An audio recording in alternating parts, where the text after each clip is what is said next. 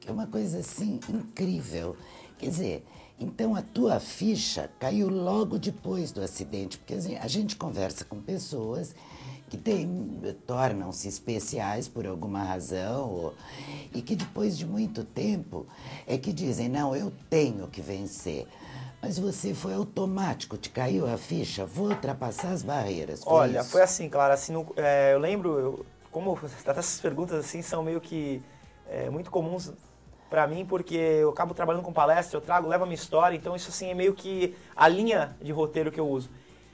O primeiro momento que eu tive, né, que aconteceu assim de cair a ficha, foi quando um paramédico na sala de emergência, 15 minutos mais ou menos posterior assim ao fato, ao acidente em si, na verdade foi a primeira pessoa que me disse o que tinha acontecido, chegou bem próxima de mim, ainda na mesa ali, entrando aqueles procedimentos todos, né, e ele chegou e olhou para mim e falou assim, ó, você perdeu as 2 pernas, eu vou te sedar agora, sua vida vai ser assim daqui para frente, né, então acredite que vai dar tudo certo. Ao ouvir aquilo, eu tive na minha mente, assim, de uma forma exemplificada, até para quem não consegue se visualizar numa cena como essa, 2 caminhos, assim, muito bem definidos. Um era assim, minha vida vai ser assim. Agora, cabe a mim seguir ela ou não, né? Porque ali eu deduzo o seguinte, o que aconteceu? O meu corpo estava debilitado, parte quase, os médicos diziam que na época 70% cheio de escoriação, eu estava realmente ali, tinha perdido muito sangue, mas minha mente estava sã, eu estava totalmente ali consciente, estava conseguindo ter ali toda a interação do fato, conseguia entender tudo aquilo. Então quando eu ouvi aquilo, foi aqui meio que um ponto de partida, né? Foi quando a ficha caiu e eu decidi viver e aí... Rapidamente, e nem imaginando o quanto bem você faria para outras pessoas. Isso foi Não indireto, aconteceu, né? Aconteceu, porque o Pauê, além de triatleta, escritor, é palestrante. Você já deu palestra em mais de 400 empresas, até onde eu sei, e quase mais 120 multinacionais. Exato, já estou chegando nessa marca, comecei a desenvolver esse trabalho em 2004 profissionalmente, né? Mas como começou? Você não disse, eu vou ser palestrante. Como é que nasceu Bem, isso? o despertar de tudo isso surgiu com convites informais de pessoas que queriam, muitas vezes, um depoimento, até para contextualizar um evento. E eu ia até um pouco tímido, não sabia, não tinha roteiro, não tinha nada, e chegava naqueles encontros. E aquilo me fazia bem, porque eu colocava para fora um sentimento e muitas vezes eu sentia utilidade, missão.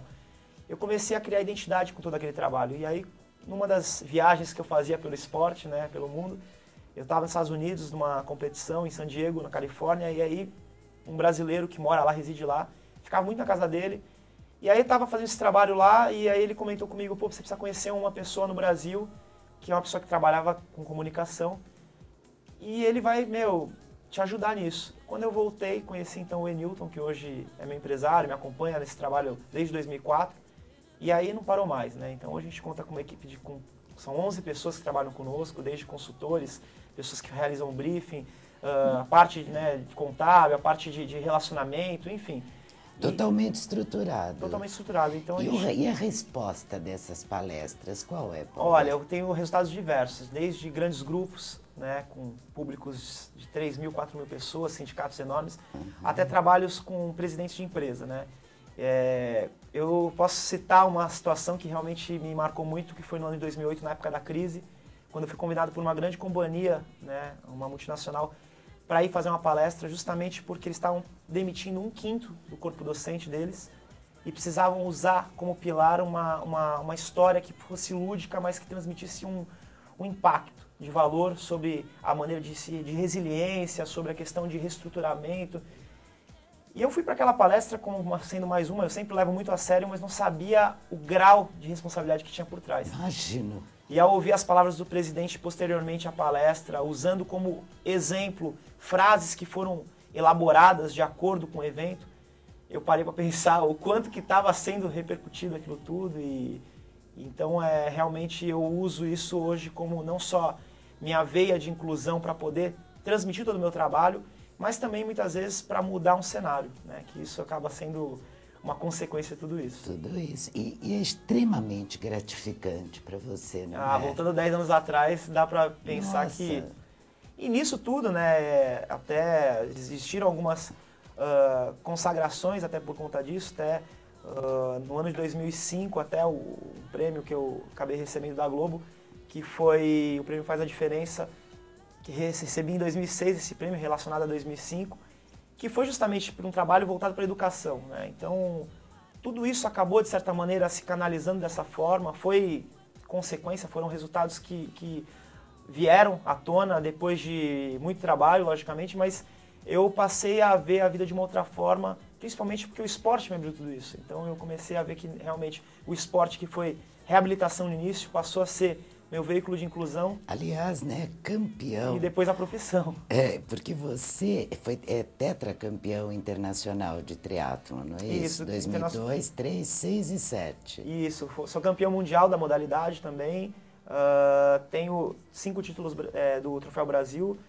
E eu competi o triatlon assiduamente até 2008, né? E parei daquela fase em diante até para terminar minha faculdade. Me graduei em fisioterapia em 2008. Não conseguia conciliar os dois, até porque o triatlon tinha que abdicar de alguma coisa para estar envolvido. O circuito, a gente acaba tendo que viajar muito. E aí resolvi parar para me dedicar aos estudos, a publicar o livro, né? Estou retomando as provas, né? Agora, inclusive, dia 15, agora tem uma prova de pedestrianismo em São Paulo. Esse semestre só faço provas de pedestrianismo mesmo. Porque você já gostava do esporte antes, o esporte sempre fez parte da tua vida, né, Paulo? Sim, e na época que acontece o acidente, eu já estava naquele meio termo, né? Gostava de praticar esporte, era um preenchimento nas horas vagas, mas já estava ali no cursinho pré-vestibular, tentando buscar alguma coisa. É uma fase da vida que a gente não tem muita resposta, então está tentando descobrir. É verdade. Agora, você também tem uma ONG. Uma OCIP recém-fundada, chama-se Sol Cidadão. Sol Cidadão. Como é que nasceu? Bem, a Sol Cidadão, ela nasce já de alguns anos. O trabalho empresarial corporativo que a gente desenvolve canalizou muitas entradas em setores sociais, e até por conta dos convites que eu vinha recebendo, eu participava muito ativamente desse processo. E eu comecei a ver certas virtudes de poder estar sendo útil, né, para poder promover a inclusão, promover a autoestima de outras pessoas que muitas vezes precisam de uma voz, muitas vezes de uma mediação até de ajuda. E até por conta de estar em contato com essas empresas, surtiu a vontade de fazer alguma coisa diferente. Então, de uma forma organizacional, a gente reuniu minha família, né, se reuniu toda, e eu identifiquei mais alguns amigos que são parceiros que já estavam comigo nessa labuta para poder desenvolver esse trabalho.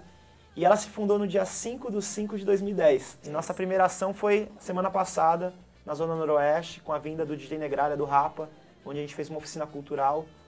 Foi bem bacana. Bem bacana. Você sabe que você passa para mim, e eu tenho certeza que para todas as pessoas, a imagem de uma pessoa feliz. Você é muito feliz, né, Paulo? Acho que eu sou, né? Não sei se muito, mas acho que eu sou uma pessoa muito agradecida por... Você é vitorioso, você tem jeito da pessoa, assim, que compreendeu que a sua vida seria assim, mudou. Alguma vez você soltou um palavrão e disse, vou jogar a toalha, tá muito difícil? Várias vezes, né? Foi. É que assim, até por conta do que eu passei, assim, a maneira que eu lido com tudo isso, talvez a impressão que passe é que, assim, eu sou muito feliz, realmente sou muito feliz. Tenho altos e baixos como qualquer outra pessoa. Tenho mau humor também de acordar aqueles dias, né? De ovo virado.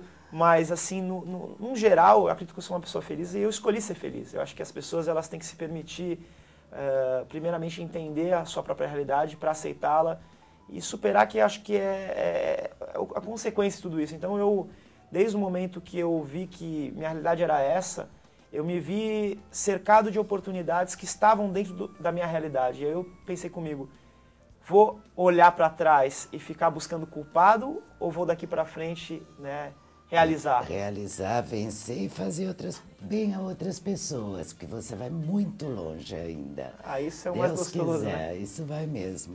Queria a palavra que conduz a sua vida.